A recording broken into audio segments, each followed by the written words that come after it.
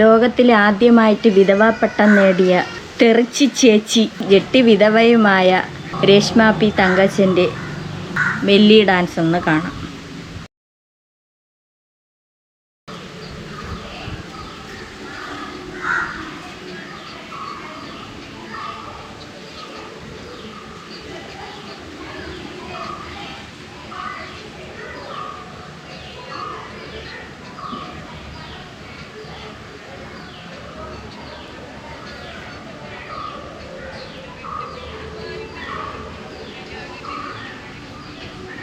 മൂട് കറക്കി കളിയില്ലാത്ത പരിപാടിയില്ല.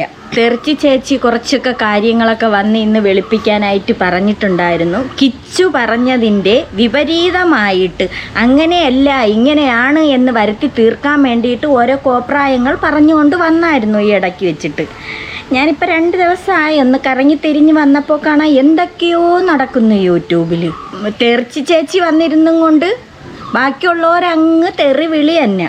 അങ്ങനെയാണ് ഇങ്ങനെയാണെന്നും പറഞ്ഞ് വെളുപ്പിക്കണതുണ്ട്. തെറിച്ചി ചേച്ചിയുടെ മൂട് താങ്ങികൾ കുറേ എണ്ണം വരുന്നുണ്ട്. പിന്നെ പ്രധാനമായിട്ടും കിച്ചു രംഗത്ത് വന്നിട്ടുണ്ട്. എന്തോ ഒരു ഭീഷണി പോലെയൊക്കെ ആണ് വന്നിരിക്കുന്നത്. ഇനി കിച്ചുവിൻ്റെ ഭാവി ഇനിയുള്ളത് എന്തായി തീരുമോ എന്തോ എന്നറിയില്ല. ഈ തെറിച്ചി ചേച്ചിയായ രേഷ്മ പി തങ്കച്ചൻ കുറേ എണ്ണത്തിനെ അങ്ങോട്ട് നിയമിച്ച് വെച്ചിട്ടുണ്ട്. അവരെ എല്ലാം കൂടി ഇങ്ങോട്ട് ഇറക്കിയിട്ടുണ്ട്. അത് എങ്ങനെയുള്ള ആളുകളെയാണ് ഇറക്കിയിരിക്കണേന്നൊക്കെ നമുക്കറിയാം. അതൊക്കെ വരട്ടെ, അത് പിന്നെ പറയാം. അപ്പം നമുക്ക് കിച്ചു പറഞ്ഞ ഇച്ചിരി വാക്കൊന്ന് കേൾക്കാം. മെസ്സേജും സംഭവം മനസ്സിലാവുന്നുണ്ട്. ഭയങ്കര സ്നേഹമുള്ളതുകൊണ്ടാണ് ഞാൻ ഓക്കെയാണ്. വേറൊരു പ്രശ്നമൊന്നുമില്ല എനിക്ക്. ഞാൻ എൻ്റെ കുറച്ച് പണ്ടത്തെ കാര്യങ്ങൾ കുറച്ച് പറഞ്ഞതേ ഉള്ളൂ. കിച്ചു പണ്ടത്തെ കാര്യങ്ങൾ കുറച്ച് പറഞ്ഞതേ ഉള്ളൂ എന്നാണ് പറയണത്. അതിന് രണാസുന വന്നിരുന്നും കൊണ്ട് അതിനെ വെളുപ്പിക്കുന്നു. രണാസുനരെ പിന്താങ്ങിയായിട്ട് കുറേ എണ്ണം വന്നിട്ടുണ്ട്. ഇന്ന ആൾ പറഞ്ഞ് ചെയ്യിച്ചതാണ് കിച്ചുവിനെ കൊണ്ട് എന്നൊക്കെ പറഞ്ഞുകൊണ്ട് കുറേ എണ്ണം വന്നിട്ടുണ്ട്. രണാസുനരെ മൂട് താങ്ങികൾ. യഥാർത്ഥത്തിൽ കിച്ചു പറയുന്നുണ്ട്, എന്നെക്കൊണ്ട് ആരും പറയിച്ചതല്ല, അത് നമുക്ക് മനസ്സിലായി. അവന് അത്രയും നാൾ അവൻ വീർപ്പ് മുട്ടിക്കഴിഞ്ഞിരുന്ന അവൻ്റെ ഉള്ളിനകത്ത് വിങ്ങി നിന്നത് അവൻ വെളിയിലോട്ട് കുറച്ച് പറഞ്ഞെന്നേ ഉള്ളൂ. കുറച്ചൊന്നും അല്ല, ഇനിയിപ്പം കുറേ ഉണ്ട്.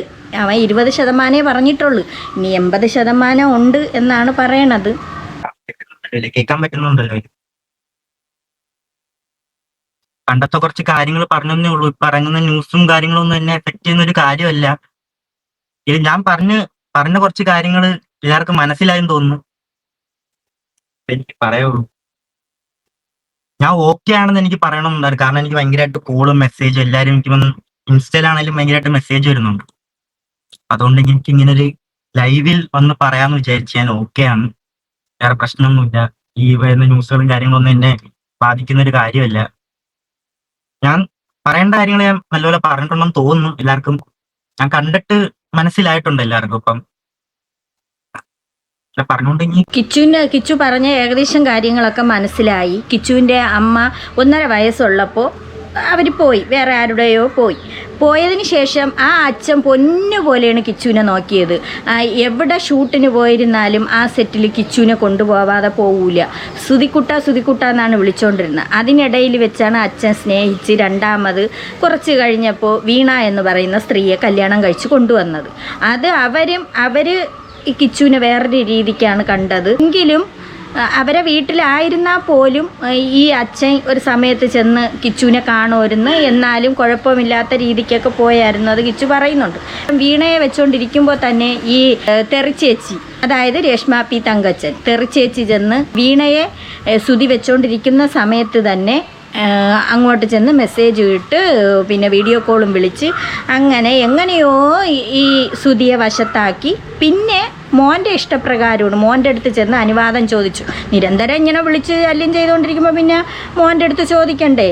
അങ്ങനെ മോൻ്റെ അടുത്ത് ചോദിച്ചപ്പം അച്ഛന് ഇഷ്ടമാണെങ്കിൽ കല്യാണം കഴിക്കാൻ പറഞ്ഞു. സുധി വിചാരിച്ചിട്ടുണ്ട് ഇനിയെങ്കിലും വരുന്ന ഒരാൾ നല്ലതുപോലെ നോക്കും എന്ന് വിചാരിച്ച് കാണും. ഈ മകൻ്റെ മനസ്സിലും കാണുമായിരുന്നിട്ടുണ്ട്, എൻ്റെ സ്വന്തം അമ്മയെ പോലെ ആയിരിക്കും, പെറ്റമ്മയെ പോലെ നോക്കൂ എന്ന് വിചാരിച്ചു. പക്ഷേ എവള് ചെയ്തത് കല്യാണം കഴിഞ്ഞ് കുറച്ച് ദിവസം വരെ ഇച്ചിരിയൊക്കെ സ്നേഹം ഉണ്ടായിരുന്നു. എവളെ കൂട്ടത്തിൽ എവളെ കുടുംബത്തിലുള്ള എല്ലാ എണ്ണത്തിനെയും കൂടെ ഇട്ടും കൊണ്ട് വലിച്ചഴച്ച് ഈ കുട്ടിയെ അതും ഇതുമൊക്കെ പറഞ്ഞ് അതിനും എത്രയോ വർഷം അത് കൊറോണ സമയത്തൊക്കെ അത് റൂമിനകത്ത് അടച്ചിരുന്നു. അതിൻ്റെ അടുത്തൊന്നും മിണ്ടാനോ ഒന്നും ചെയ്യില്ല. എവളെ ഒന്നിനും സമ്മതിക്കൂല. സുധി ഒന്നും മിണ്ടാനോ ഒന്നിനും സമ്മതിക്കൂല. അങ്ങനത്തെ അവസ്ഥയായിരുന്നു. എവളൊന്നും മിണ്ടുകയോ എവളെ വീട്ടിലുള്ളവർക്ക് ഒരു സ്നേഹം കാണിക്കുകയോ ഒന്നും ചെയ്തില്ല. ആഹാരം പോലും കൊണ്ട് കൊടുക്കുന്ന ആ അച്ഛൻ എപ്പോഴെങ്കിലുമാണ് കൊണ്ടുവന്ന് ഈ കുട്ടിക്ക് റൂമിനകത്തോട്ട് കൊടുക്കണത്. അല്ലാതെ ഇവളൊന്നും കൊടുക്കില്ല. ഇവള് പറയല്ല, എൻ്റെ കിച്ചു മോനെ നീ എന്നേക്ക് ടാറ്റു കുത്തണ്ടേ മോനെ. നിൻ്റെ കള്ള അഭിനയം കൊള്ളാം രേണു, കൊള്ളാം, സമ്മതിച്ചു തന്നിരിക്കണം നിന്നെ. എന്നിട്ട് നീ നക്കാപ്പിച്ച കൊടുക്കണേനല്ലേ നീ നിൻ്റെ ബാക്കിൽ നിന്നോരടുത്ത് മൊത്തം നീ പറഞ്ഞുകൊണ്ട് കിടന്ന. നിൻ്റെ മൂട് താങ്ങിയായിട്ടുള്ള ആളുകളുടെ അടുത്ത് നീ 100 200 കൊടുക്കണേൻ്റെ കണക്ക് വരെ നീ വിളിച്ച് പറഞ്ഞായിരുന്നു. അവരെ അറിയിച്ചും കൊണ്ടാണ് നീ കിച്ചുവിന് പൈസ ഇട്ട് കൊടുക്കണതായിരുന്നു. എന്നിട്ട് പറയണത് ഞാൻ കിച്ചുവിന് പൈസ കൊടുത്ത്, പോക്കറ്റ് മണി കൊടുത്തു. ഇപ്പം കുറച്ച് എന്നെ പറ്റി എന്താണ് ഓരോരോ ന്യൂസുകളൊക്കെ വരാം. അതൊന്നും എന്നെ എഫക്റ്റ് ചെയ്യത്തില്ല എന്ന് ഞാൻ പ്രതീക്ഷിക്കാൻ പോവും. പറയണമെന്നുണ്ട്. ഡ്രൈവ് ചെയ്യല്ല, ഞാൻ വീട്ടിൽ തന്നെ ആട്ടാം.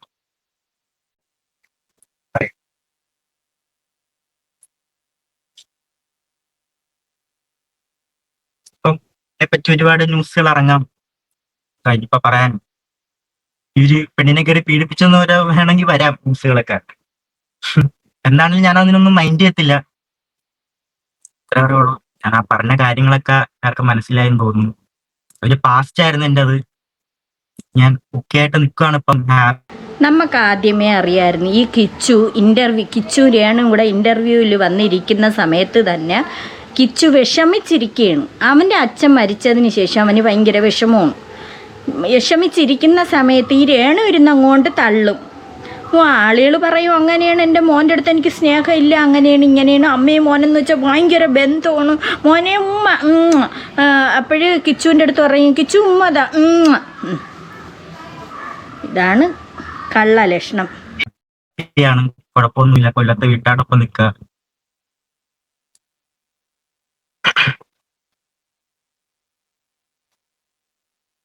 ഞാനൊരു നല്ല റെസ്പോൺസ് കിട്ടുമെന്ന് പോലും ഞാൻ വിചാരിച്ചിരുന്നില്ല ഇങ്ങനത്തെ കാര്യങ്ങൾ പറയുമ്പോൾ. എല്ലാവർക്കും വളരെ നന്ദി. കുറെ പേര് സപ്പോർട്ട് ചെയ്യാനുണ്ട് എന്നെ. അതൊക്കെ മതി, എനിക്ക് ആ സപ്പോർട്ടൊക്കെ മതി. അയ്യോ പൊന്നെ, ഈ രേണുവിൻ്റെ കൂടെ ഇനി പോവാത്തേണ് നല്ലത്. കിച്ചുവിന് രേണുവിന് ഒന്നിനും കിച്ചുവിന് ഉണ്ടെങ്കിൽ അത് മുന്നോട്ട് കൊണ്ടുപോകണം. അവളുടെ അടുത്ത് ഒന്നിനും ചോദിക്കരുത്, പൈസ ആവട്ടെ ഒന്നിനും ചോദിക്കാത്തതാണ് നല്ലത്. ആ പാവ അത് അനുഭവിച്ച വേദനയുണ്ടല്ലോ. എവള് വന്നിരുന്നോണ്ട് പറയുമല്ല, ഞാൻ പിന്നെ എന്തേലും വെറോട്ട കുത്തി ഇറക്കി കൊടുത്തെന്നാ. സുധി മരിച്ച് എന്നറിഞ്ഞതിന് ശേഷം എവളെ വീട്ടിൽ നിന്നൊക്കെ പോവേണ്. പള്ളിക്കാരും എല്ലാവരും കൂടെ സുധിയെ കാണാൻ പോകുമ്പോൾ കിച്ചുവിനെയും കൊണ്ട് പോവേണ്. പോകുന്ന പോക്കിൽ ഈ രേണുവിൻ്റെ ചേട്ടത്തീരെ ഭർത്താവും ആരൊക്കെയോ കൂടി, പള്ളിക്കാരാരൊക്കെയോ കൂടി 5 സ്റ്റാർ ഹോട്ടലിൽ കയറി അറുമാദിച്ച് ഫുഡും കഴിച്ച് ഈ കുട്ടി ഒരു വക കഴിക്കാതെ അതിനകത്തിരുന്ന കാര്യമൊക്കെ അത് പറയുന്നുണ്ട്. എങ്ങനെ ആളെയൊക്കെ ഇറങ്ങണം, ഒരാൾ മരിച്ചവിടെ കിടക്കുന്നു. ഇതിൻ്റെ ജീവിതം ഇനി അങ്ങോട്ട് എങ്ങനെയാണെന്നത് വിഷമിച്ചതിരിക്കുന്ന ഒരു ഇത്. അതങ്ങ് വിറയ്ക്കണം, ശരീരമൊക്കെ തണുത്ത്. എന്നിട്ട് പോരെങ്കിൽ ഇതെല്ലാം കഴിഞ്ഞ് ആ ചടങ്ങുകളെല്ലാം കഴിഞ്ഞപ്പം ബില്ലും കൂടെ എഴുതിയങ്ങ് കിട്ടും. 1,80,000 എത്രയോ രൂപ ബില്ലും കൂടെ എഴുതിയങ്ങ് തള്ളിക്കൊടുത്ത്. ഈ ഒരു അതിനത്രയ്ക്കുള്ള പ്രായമല്ലേ അയാൾ. എങ്ങനെ തോന്നി ഈ തങ്കപ്പനും പാർട്ടിക്കൊക്കെ? അല്ലെങ്കിൽ എന്ത് അവനുണ്ടല്ലോ ഇരുന്ന് അവളെ ചേട്ടത്തീരെ ഭർത്താവെന്ന് പറയുന്ന സാധനം 5 സ്റ്റാർ ഹോട്ടലിൽ കയറി ഫുഡ് അടിച്ചെന്ന് പറഞ്ഞാൽ അവനൊക്കെ എന്തോന്നിന് അവിടെ കിടക്കണ്? എന്തിന് കിടക്കണം? ഇറങ്ങിക്കൊടുക്കണം. കിച്ചുവിൻ്റെ വീടാണ്, കിച്ചുവിൻ്റെ ആ ഇളയ ഋതപ്പൻ്റെയും വീടാണ്. അവരെ പേരിലല്ലേ പിന്നെ കൊടുത്തിരിക്കണ വീട്. എന്തിനാ അതിനകത്ത് കയറി കിടക്കണം? ഇറങ്ങണം. നീയൊക്കെ എല്ലാം കൂടെ തിന്ന് അറുമാദിച്ച് അതിനകത്ത് കിടക്കണം. ആ സുധിയെ മുടിപ്പിച്ച്, ആ കുടുംബമേ മുടിപ്പിച്ച് സുധിയെ. രേണു വന്നതിന് ശേഷമാണ് ഇങ്ങനെ ആയത്. ഈ കിച്ചു ഇതേ കണക്കായത്. ഇവള് നോക്കുമെന്നും പറഞ്ഞായിരിക്കും അയാൾ അങ്ങനെ ചെയ്തത്. എന്നിട്ട് അയാൾ ഷൂട്ടിന് പോകുന്ന സമയത്ത് കിച്ചുവിനെ കൊണ്ടുപോയിക്കൊണ്ടിരുന്നതാണ്. ഇവൾ അത് തടഞ്ഞ് കൊണ്ടുപോകരുതെന്ന് വിലക്കി. ആ മരിക്കണേൻ്റെ തലേ ദിവസം പോലും ഇവൾ വഴക്ക് കൂടിയിട്ടാണ് ഇവൾ ആ സുധിയെ പറഞ്ഞു വിടുന്നത്. അതിൻ്റെ പേരിലാണ് സുധി പറഞ്ഞത് കിച്ചു വരണ്ടാന്ന് പറഞ്ഞത്. അതിൻ്റെ പിറ്റേന്ന് മരിക്കണം. അപ്പോഴവിടെ എന്തായിരിക്കും സംഭവിച്ചത്? കിച്ചുവിനെ കൊണ്ടുപോവാത്തതിൻ്റെ അന്നാണ് ഈ അപകടം നടക്കുന്നത്. അതിൻ്റെ തലേ ദിവസം രേണു സുധിയായിട്ട് വഴക്ക് കിടക്കുന്നു എന്നാണ് പറഞ്ഞത്. അപ്പോൾ അതെങ്ങനെയായിരിക്കും? അപ്പോൾ അവിടെ ആ ആക്സിഡൻ്റ് എങ്ങനെ സംഭവിച്ച്? എന്തായാലും നീ മുതലെടുത്ത് രേണു. അപ്പം രേണുവിൻ്റെ മൂട് താങ്ങികൾ കുറേ എണ്ണം വന്നിട്ടുണ്ട്. ഒന്നെന്തേര് ദിയാസുനെ, ദിയാസുന അത് വന്ന് കുറേയൊക്കെ എന്തൊക്കെ പറഞ്ഞിട്ട് പോയി, ഒരിതും ഇല്ലാത്ത രീതിക്ക് പറഞ്ഞിട്ട് പോയി. പിന്നെ വേറൊരു മുട്ടയുണ്ട്. ഇതൊക്കെ മൂട് താങ്ങിയായിട്ടങ്ങ് പിറക്കേ നടക്കുകയാണ്. ഇതിനെയൊക്കെ 10 പേര് അറിയാൻ വേണ്ടിയിട്ടാണ് ഈ രേണുവിൻ്റെ പിറക്കെ നടക്കണത്. രേണു അങ്ങനത്തതായതുകൊണ്ടാണ്. അതാ വേറൊരു സാധനം ജാസിൽ മുഹമ്മദ്. നിൻ്റെ കാര്യം പറയണ്ട. പിന്നെ ജാസിൽ മുഹമ്മദേ നിൻ്റെ കാര്യം പറയണ്ട. അപ്പം ഇവൻ പറയണ വാക്കമ്മക്കൊന്ന് കേൾക്കാം. രേണുവിൻ്റെ പിന്താങ്ങിയാണ്. രേണു എന്തരാണ് ഇടുന്നത്? അപ്പി ഇടുന്നത് പിടിക്കാൻ നടക്കുന്ന സാധനങ്ങൾ ഇല്ല. കിച്ചു പക്ഷെ പറയാണ്ട് പറഞ്ഞ പോലെയാണ് ഫീൽ ചെയ്യുന്നത്. ആസ് ഒരു അവന്റെ ജീവിതം ആണ് കിച്ചുവിന്. അല്ല, കിച്ചുവിന് കുറെ മെന്റലി ഡ്രോമയിലൂടെ കടന്നു പോയൊരു കുട്ടിയാണ് കിച്ചു. അത് നമ്മൾ സമ്മതിക്കാതിരിക്കാൻ വയ്യ. കാരണം ഫസ്റ്റ് റിലേഷനിൽ ആ കുട്ടി വളരെ വ്യക്തമായിട്ട് പറഞ്ഞിട്ട് ഞാൻ ഈ പ്രശ്നങ്ങൾ തല്ല് ഇതും കണ്ടിട്ടാണ് ഞാൻ വളർന്നത്. അത് സത്യമായിരിക്കാം ഒരു പക്ഷേ. കാരണം ഫസ്റ്റ് റിലേഷനിൽ ഭയങ്കര പ്രശ്നങ്ങളും കാര്യങ്ങളൊക്കെ ഉണ്ടായിട്ടുണ്ട്. എടാ ജാസിലെ ഫസ്റ്റ് റിലേഷനിൽ അച്ഛൻ്റെ, അതായത് കിച്ചുവിൻ്റെ അമ്മയിൽ നിന്ന് ശരിയാണ്, അതും പരസ്പരം തല്ല് പിടിച്ചാണ് വളർന്നത്. അതൊക്കെ കണ്ട് രണ്ടാമത് കൊണ്ടുവന്നതിലും അതുപോലെയാണ് അനുഭവം. മൂന്നാമത് കൊണ്ടുവന്നതാണ് ഈ രേണു എന്ന് പറയുന്ന സാധനത്തിന്, രേഷ്മ പി തങ്കച്ചനെ. ഈ രേഷ്മ പി തങ്കച്ചനിൽ നിന്നാണ് ഈ മോൻ കൂടുതലും എന്തോ അതിൻ്റെ മനസ്സ് മൊത്തത്തിൽ തളർന്നത് ഈ മൂന്നാമത്തെ ഇതിലാണ്. ആ റൂമിനകത്ത് ഇരുന്ന് ഒരു മനുഷ്യർ മിണ്ടയാവട്ട് വാക്കുകൊണ്ട് ഓരോന്ന് പറയും. അല്ലാതെ അടിക്കുകയല്ല, രേണു അടിക്കുകയല്ല ചെയ്തത്, വാക്കുകൊണ്ട് പറയുന്ന വാക്ക് എങ്ങനെയാണ്? അമ്പ് ചെന്ന് തളയ്ക്കൂലേ നെഞ്ചിനകത്ത്, അതേപോലത്തെ വാക്കുകളായിരുന്നു രേണുവിൻ്റെ വീട്ടുകാരും തങ്ങളിൽ. അത് എത്ര അംഗങ്ങളുണ്ടോന്ന് ആലോചിച്ച് നോക്കണം. അതെല്ലാം കൂടെ എഴുതുന്നു. ഒരു മനുഷ്യൻ ഒരു വീട്ടിൽ, ഇപ്പം ആ കുട്ടി ഒരു വീട്ടിലുണ്ടായിരുന്നെന്നിരിക്കട്ടെ, അവരെ ആ വീട്ടിൽ താമസിക്കുന്ന മറ്റുള്ളവരുടെ സ്വഭാവം ആ കുട്ടിയുടെ അടുത്ത് വേറൊരു രീതിക്ക് കാണിച്ചാൽ, അല്ലെങ്കിൽ കുത്തുവാക്കുകൾ പറഞ്ഞാൽ വിഷമം വരോ ഇല്ലേ? അതുപോലെയാണ് അവന് അറിയാറായ പ്രായമാണ്. അല്ലാതെ അടിക്കണ്ട. സെക്കൻഡ് റിലേഷൻ ആയപ്പോഴും ആ കുട്ടിക്ക് അത് മെന്റലി അക്സെപ്റ്റ് ചെയ്തിട്ടില്ല. തേർഡ് റിലേഷൻ, രേണുവിന്റെ റിലേഷൻ ആ കുട്ടി വളരെ വ്യക്തമായിട്ട് പറയുന്നുണ്ട്, ഞാൻ കുറച്ചുകൂടി ഹാപ്പി ആയിരുന്നു ആ റിലേഷനിൽ. ആകെ ഒരു ഹാപ്പി ആയിരുന്നെന്ന് പറയണ എങ്ങനെയാണ്? എവള് സോപ്പിട്ട് സുധിയെ വളച്ചെടുത്ത്, യഥാർത്ഥത്തിൽ സുധിയുടെ ഭാര്യയായിട്ട് വീണ ഇരിക്കുന്ന സമയത്താണ് എവള് ചെല്ലണത്, രേണു അങ്ങോട്ട് ചെല്ലണത്. ചെന്ന് വിളിക്കാൻ പറയുകയും ചെയ്തിട്ട് ഈ മോനെ കൂടെ അങ്ങ് അടുപ്പിച്ചെടുത്ത്, മോനും വിളിക്കണ കോളുകൾ കൊടുക്കും, വീഡിയോ കോൾ വിളിക്കും, അങ്ങനെയൊക്കെ അങ്ങായി. അതാണ് അന്ന് ആ സ്നേഹത്തിൻ്റെ കാര്യം തന്നെ. അപ്പം ഈ മകൻ വിചാരിച്ചിട്ടുണ്ട്, ഇനി അച്ഛൻ ഇതാണെങ്കിൽ ചിലപ്പം നോക്കുമല്ലോ, എൻ്റെ സ്വന്തം അമ്മയെ പോലെ എൻ്റെ അടുത്ത് സ്നേഹം ഉണ്ടല്ലോ എന്ന് വിചാരിച്ചു. കാര്യം പറയുന്നത് ഒരു സ്റ്റാർ മാജിക്കിൽ അവർ രണ്ടുപേരും ഒരുമിച്ചാണ് പോയിട്ടുണ്ടായിരുന്നത്. പിന്നീട് അച്ഛൻ്റെ കൂടെ ഞാൻ പോവാറില്ല, കാരണം എന്നോട് വരണ്ടാന്ന് അച്ഛൻ പറഞ്ഞു എന്ന് കിച്ചു അതിൽ പറയുന്നത്. ഞാൻ അത് ഫുള്ള് കണ്ട വ്യക്തിയാണ്. ഞാൻ പോവാറില്ലെന്നാണ് അവിടെ പറഞ്ഞത്. ഇവൻ സ്ഥിരം പോണതായിരുന്നു. ഇവൻ പോണത് കൊണ്ട് സ്റ്റാർ മാജിക്കിൽ പോകുമ്പോൾ അമ്മയ്ക്ക്, അതായത് രേണുവിന് ഇഷ്ടമില്ല ഇവൻ പോണത്. അതിനെപ്പറ്റി നിരന്തരം അവിടെ വീട്ടിൽ വഴക്കാണ് സുധിയും രേണുവും തമ്മിൽ. അതിൻ്റെ തലേ ദിവസം, സുധി മരിക്കണേൻ്റെ തലേ ദിവസം പോലും അവിടെ വഴക്ക് നടന്നു. സുധി പറഞ്ഞു കിച്ചു ഇന്ന് വരണ്ട എന്ന് പറഞ്ഞിട്ടാണ് പോകുന്നത്. പോകുന്ന വഴിക്കാണ്, പോയിട്ട് തിരിച്ച് വരുന്ന വഴിയോ എങ്ങനെയാണ് ഇത് സംഭവിക്കണത്? അപ്പോഴവിടെ എങ്ങനെയാണ് അത് സംഭവിച്ചത്? നീ കള്ളം പറയല്ലേ എടാ ചെറുക്കാൻ, നീ കള്ളം പറയരുത്. രേണുവിന് അതിലൊന്നും പറയുന്നില്ല, പക്ഷെ അതിൽ പറയുന്നുണ്ട്, എനിക്ക് തോന്നി പിന്നെ അത് ഇവരെല്ലാവരും സമ്മതപ്രകാരമായിരിക്കും എന്നെ അതിൽ നിന്ന് അച്ഛനിൽ നിന്ന് അകറ്റിയത് എന്ന് പറഞ്ഞു. അങ്ങനെ ഒരാൾ അച്ഛനിൽ നിന്ന് അകറ്റുന്ന ബന്ധമല്ല. രേണുവിൻ്റെ വീട്ടുകാർ, അതായത് രേഷ്മയുടെ വീട്ടുകാരെല്ലാം പണം നക്കിയെടുക്കുന്ന സ്വഭാവക്കാരാണ്. അവർക്ക് പണം മതി, എങ്ങനെയെങ്കിലും കിച്ചുവിനെ ഒഴിവാക്കണം, അല്ലെങ്കിൽ ശ്രുതിയും വേണ്ട എന്നുള്ളൊരു രീതിക്കാണ് അവർ മനസ്സിലോ. ഇപ്പം പൂർണ്ണമായിട്ടും കിച്ചുവിനെ ഒട്ടും ഇഷ്ടമല്ല, കിച്ചുവിനെ ഒഴിവാക്കണം ആ ഒരു ചിന്തയാണ് തങ്കപ്പനും അല്ലെ തങ്കച്ചൻ തങ്കച്ചി അവരെല്ലാവരും, അതുപോലെ രേണുവിൻ്റെ ചേച്ചിയുടെ ഭർത്താവ്, അവരെല്ലാവർക്കും ഇനി കിച്ചുവിനെയാണ് കണ്ണു വെച്ചിരിക്കുന്നത്. എന്തിനാണ്? കിച്ചുവിനുള്ള വീടാണ്. അപ്പോൾ കിച്ചുവിനെ നശിപ്പിക്കാൻ വേണ്ടിയിട്ടാണ്. കിച്ചുവിനെ മിക്കവാറും അതിന് വേണ്ടിയിട്ട് പല കളികളും നാറിയ കളികളും കളിക്കുന്നുണ്ട്. പക്ഷേ വളരെ മോശമായിപ്പോയി അവിടെ കോട്ടയത്ത് വീട് മേടിച്ചത്. ആ കൊല്ലത്ത് അവിടെ എവിടെയെങ്കിലുമാണ് 5 സെൻറ്റ് ഒരു വീടും വെച്ച് കൊടുത്തിട്ടാണെന്ന് പറഞ്ഞിരുന്നെങ്കിൽ വേണ്ടി ഇതെല്ലാം എണ്ണം കൂടെ കയറി അടക്കയല്ലേ അതിനകത്തുനിന്ന് മുട്ട വിരിയാറായി എല്ലെണ്ണത്തിൻ്റെ ഇരുന്നിരുന്നു.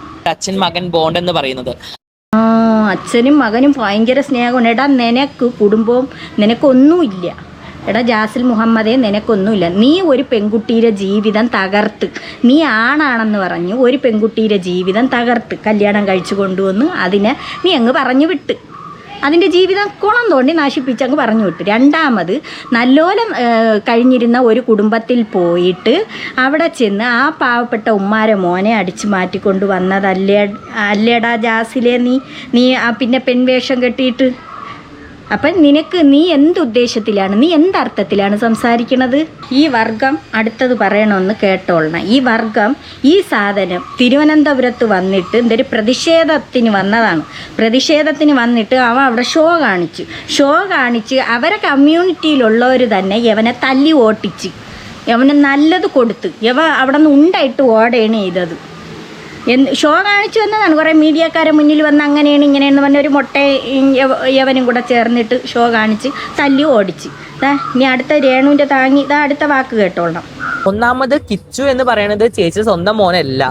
സുധേട്ടന്റെ 3ാമത്തെ കല്യാണത്തിനുണ്ടായ കല്യാണമാണ് രേണു ചേച്ചിനെ. സുധിയേട്ടൻ്റെ 3ാമത്തെ കല്യാണത്തിൽ ഉണ്ടായതാണ് രേണു. അതെന്താ നിന്റെ തലയിൽ എന്തൊരു തീട്ടോ ഇരിക്കണത്?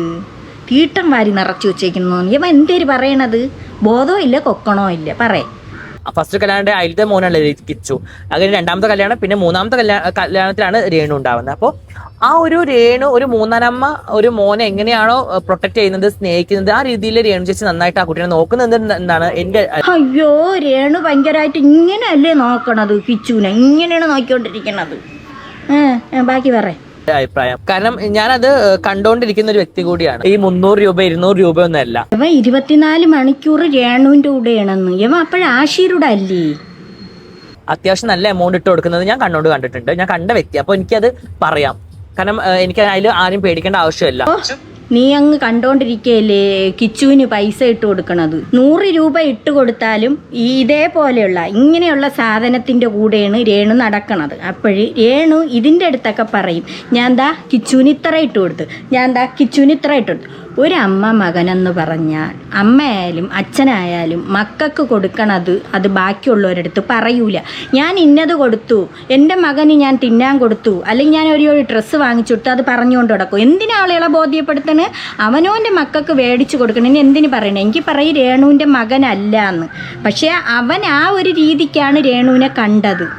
ആ ഒരു രീതിക്കാണ്, ഒരു അമ്മയെന്നുള്ള നിലയ്ക്കാണ് ശ്രുതിയും ആദ്യം കണ്ടു തുടങ്ങിയത്. അതുകൊണ്ടാണല്ലോ ശ്രുതി നിന്നെ സ്നേഹിച്ചത്. അതുകൊണ്ടാണല്ലോ എൻ്റെ മകൻ ഒരു അമ്മയെ വേണം, നല്ല ഒരു അമ്മ ആയിരിക്കും എന്ന് വിചാരിച്ച് നിന്നെ കൊണ്ടുവന്നത്. നീ ഫോൺ വിളിച്ചും വീഡിയോ കോൾ വിളിച്ചും കിച്ചുവിനെ നീ വശത്തെ ആക്കി. എന്തിനാണ്? ശ്രുതി എന്നുള്ള പേര് നീ മുതലെടുക്കാൻ വേണ്ടിയിട്ട്. ഇത്രയും ഫെയിമിൽ നിൽക്കുന്ന ഒരാളിനെ നിൻ്റെ വരുതിയിൽ കൊണ്ടുവരണം. അതിനു വേണ്ടിയാണ് നീ അവിടെ കളിച്ചത്. ലോക ജനങ്ങൾ അറിയപ്പെടുന്ന ഒരു വ്യക്തിയായിരുന്നു. അതിൽ നിന്നാണ് നീ ഇങ്ങനെയുള്ള ഒരു പേര് മുതലെടുത്ത് നീ കയറി വന്നത്. ഇനി അടുത്ത വേറൊരു സാധനമുണ്ട്. ഇതൊക്കെയാണ് രേണുവിൻ്റെ കൂട്ട്. ഇതെന്തൊരു സാധനമാണെന്ന് അറിഞ്ഞുകൂടാ. ഇതൊരു മുട്ടയാണ്. ഇതും ഇപ്പം പിറക്കേ നടക്കുകയാണ്. കിച്ചുവിന്റെ അമ്മയാണ്, എന്റെ മോനാണ് കിച്ചു എന്ന് എപ്പോഴും എല്ലാരോടും 100 വട്ടം സംസാരിക്കുന്നത്. അതാണ് അവർ ചെയ്ത തെറ്റ്? അതോ കിച്ചു ആ എന്തിനങ്ങനെ 100 വട്ടം സംസാരിക്കണ്? അതാണ് എവളെ ഒരു ട്രിക്കാണത്. ഈ രേണുവിൻ്റെ അഭിനയമാണ് എല്ലാവരുടെ. കിച്ചു എൻ്റെ മോനാണ്, കിച്ചുവിനെ കഴിഞ്ഞേ ഞാൻ ബാക്കിയുള്ളൂ, കിച്ചു പോയിട്ടേ ബാക്കി എന്തും ഉള്ളൂ എന്ന് ഇവളെ ഒരു അഭിനയമാണ്. കിച്ചുവിന് ഞാൻ പണം കൊടുക്കുന്നു, പോക്കറ്റ് മണി കൊടുക്കുന്നു, കിച്ചു ഉമ്മ ഉമ്മ ഉമ്മ. ഇതൊക്കെ രേണുവിൻ്റെ അഭിനയമാണ്. മൊട്ടേരെ കാര്യം. ചോദിക്കുമ്പോ ക്യാഷ് കൊടുക്കുന്നതോ, പിന്നെ എന്റെ മക്കളെന്ന് പറഞ്ഞുകൊണ്ടിരുന്നതോ, എന്റെ സൂചിച്ചേട്ടൻ എന്ന് പറഞ്ഞുകൊണ്ടിരുന്നതോ, എൻ്റെ മക്കളെന്ന് പറഞ്ഞുകൊണ്ടിരുന്നിട്ടോ ക്യാഷ് കൊടുത്തിട്ടോ ഒന്നും ആവൂല. ആ സ്നേഹം വേണമെങ്കിൽ എന്ത് ചെയ്യണം? അതിനെ ഒന്ന് സ്നേഹിക്കണം. അതിന് അമ്മയുടെ സ്നേഹം കിട്ടിയില്ല, അതുകൊണ്ട് അതിനെ സ്നേഹിക്കണമായിരുന്നു. അതിന് ഒരു നേരം കഴിച്ചോ ഇല്ലേ, അതെന്താണ് കഴിച്ചതെന്ന് തിരക്കണമായിരുന്നു. അത് റൂമിൽ അടച്ചു മൂടി 2-3 വർഷം വരെ ഇരുന്ന് അത് ഡ്രഗ്സിന് അടിമയായെന്ന് പറയുന്നു. അത് മാനസികമായിട്ട് തകർന്ന് ആ സമയത്ത് രേണുവിൻ്റെ വീട്ടുകാരും എല്ലാവരും കൂടെ കൊടുത്തത് എന്തോന്നാണ്? അതിന് സ്നേഹമാണ് കൊടുത്തത്.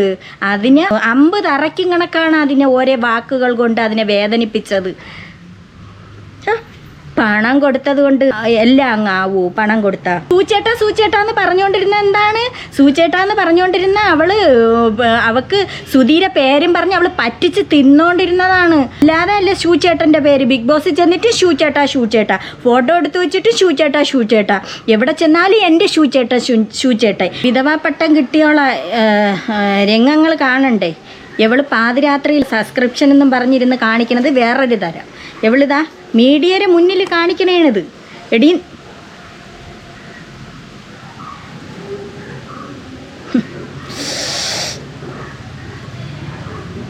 വീഡിയോ പിടിക്കാൻ മുമ്പ് നിൽക്കുകയാണ്. അവനെ കുനിഞ്ഞ് കുടഞ്ഞ് കാണിച്ചു കൊടുക്കണം. ഇവക്ക് എത്ര വിവരമുണ്ട് ഇവക്ക്.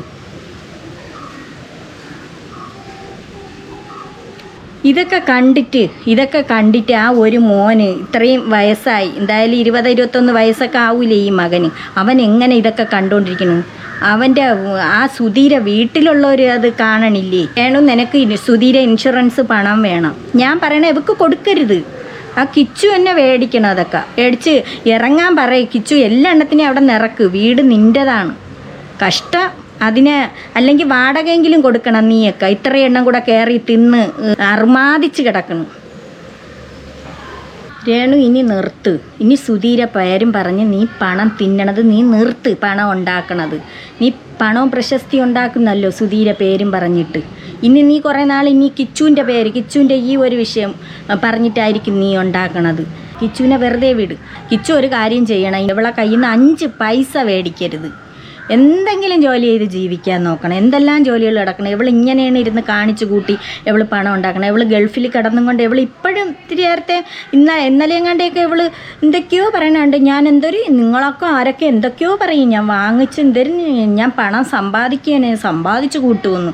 നീ എന്തൊരു ചെയ്തിട്ടാ നീ ഉണ്ടാക്കുന്നീ? നീ അവിടെ കിടന്ന് അർമാദിക്കണേക്കെ എല്ലാവർക്കും അറിയാം. നീ കുറേ ബാർ ഉദ്ഘാടനത്തിനൊന്നും പറഞ്ഞ് പോയിട്ട് അവിടെ മദ്യമൊക്കെ അടിച്ചിട്ട് നീ ആടുന്നതും എല്ലാവർക്കും അറിയാം. എല്ലാം അറിയാം. ജനങ്ങൾക്ക് മൊത്തം അറിയാം നിൻ്റെ സ്വഭാവം എന്താണെന്ന്. പിന്നെ നിൻ്റെ അതേ ലെവലിൽ നിൽക്കുന്ന കുറേ എണ്ണം ഉണ്ട്.